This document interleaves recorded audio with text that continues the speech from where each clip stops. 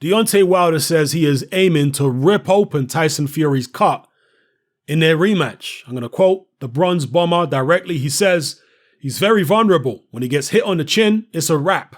Otto Wallin was doing a great job up to that point, especially when he cut him over the eye. I thought he was going to get a stoppage.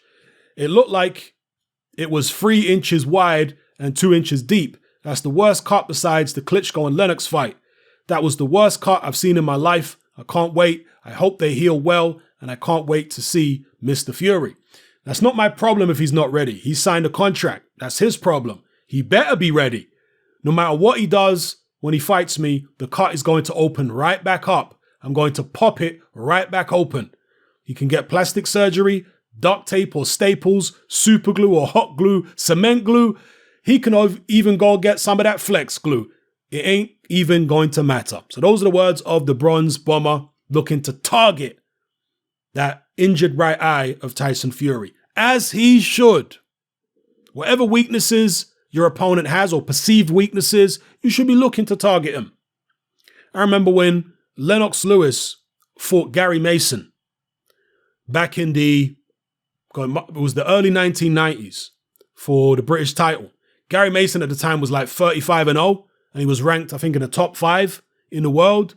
Lennox Lewis was just an up-and-comer, still on the British domestic scene. He'd only had about, I think, 14 fights or something like that, 12, 14 fights. But anyway, Gary Mason had had eye surgery. Okay, he'd had a detached retina. And Lennox Lewis trained his whole camp to target Gary Mason's damaged eye, the one he'd had surgery on. He actually he had his trainer put an X, tape an X next to whichever eye it was. I can't remember whether it was Mason's left or right eye, but whichever eye it was, he had his trainer put an X on the headgear of his sparring partners so that Lewis could zero in on the eyes of the sparring partners.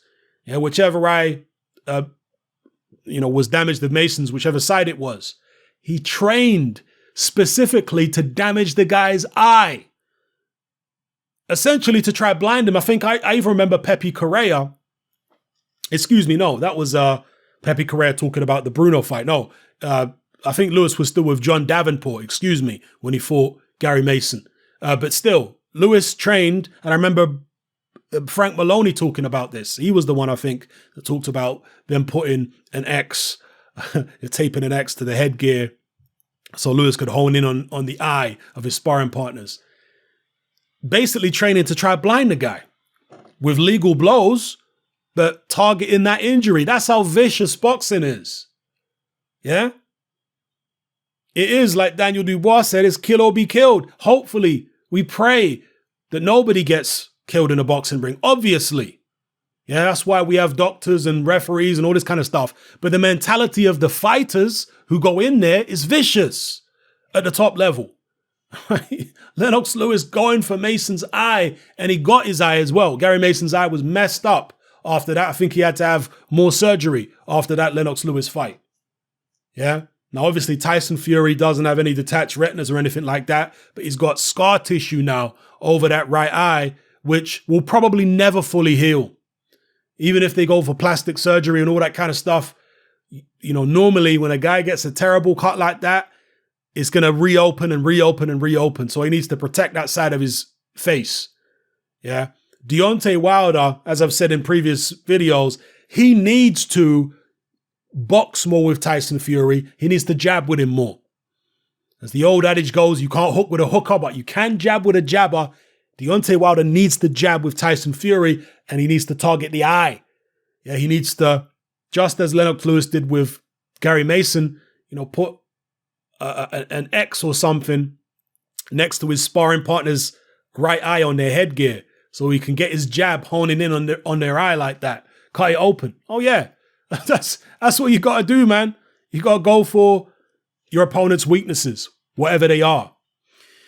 Now, I was just watching this interview actually with Paulie Malignaggi, and he said that Tyson Fury is consistently inconsistent, which indeed he is. It's a very succinct way to put it, consistently inconsistent.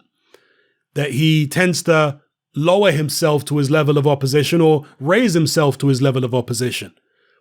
He's a buzz fighter. That's another term people use to describe the kind of mentality, the personality type that Fury has.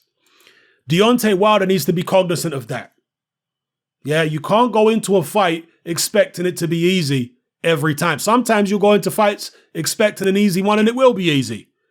When Tyson Fury fought Tom Schwartz, he knew that was going to be easy, and it was. But when you go into a fight thinking it's going to be easy, maybe because you think the opponent isn't what they used to be, that they're compromised or damaged in some way, not quite themselves anymore. If you go into a fight with that mentality, it can backfire on you in spectacular fashion. So when Deontay Wilder's coming out here saying Fury's not the same man, this, that, and the other, he's looking for weaknesses. Yeah, great, look for weaknesses, but prepare for the very, very best version of Tyson Fury if you want to win. Because Fury, we've seen on several occasions now, actually thrives on being the underdog. When people are writing him off, that's when Fury produces his best form. So if Wilder is smart, and we know he's not, but if he was smart, if his team are smart, and there are some very smart people in his team, they need to be advising him, Deontay, we ain't preparing for a compromised Tyson Fury. We're preparing for the very best Fury.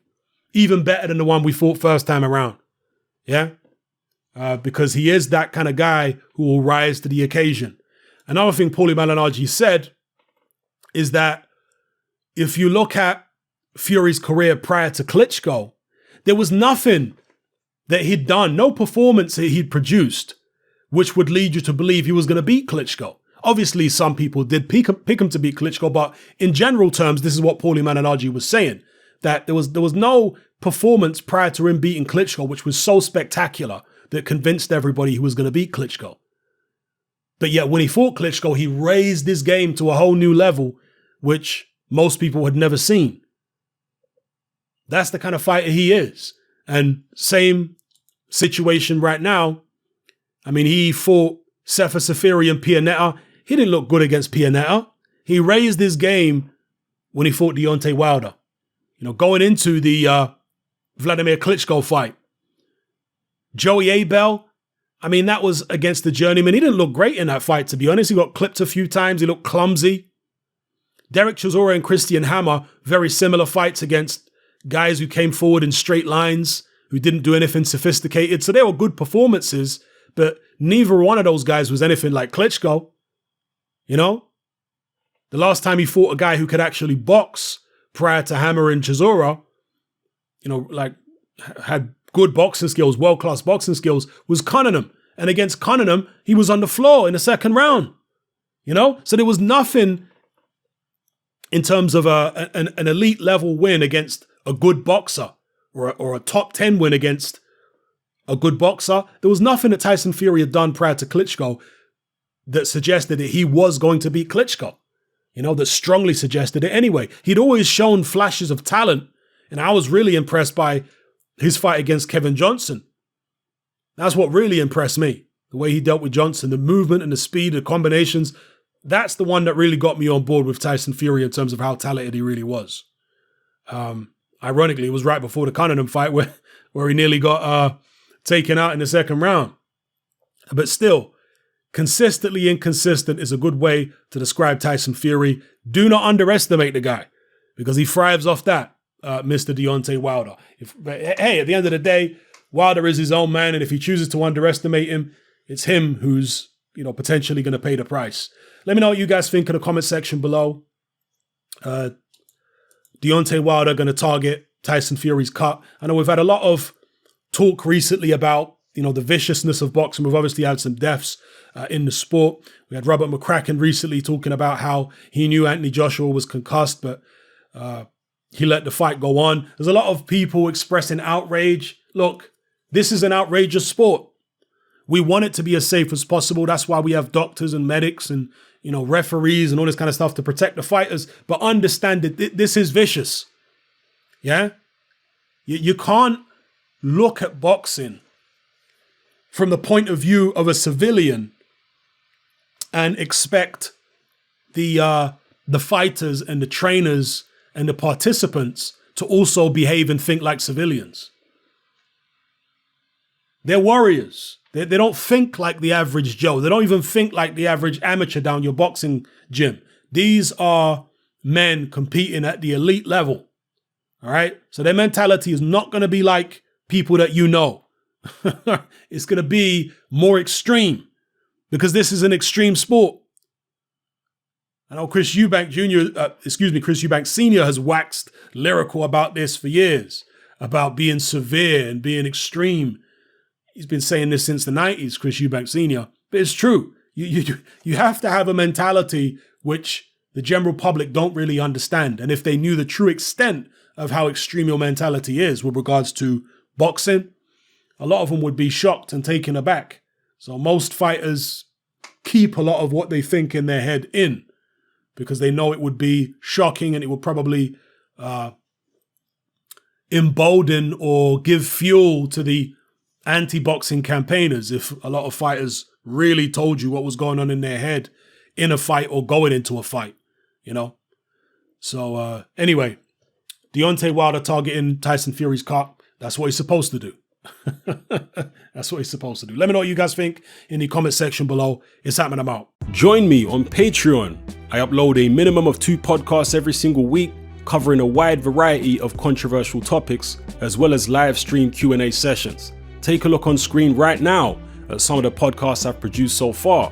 For just $3 a month, the equivalent of about £2 a month, you get access to all my new podcasts and my entire back catalogue of past podcasts, including my popular Confessions of a Nightclub Bouncer series.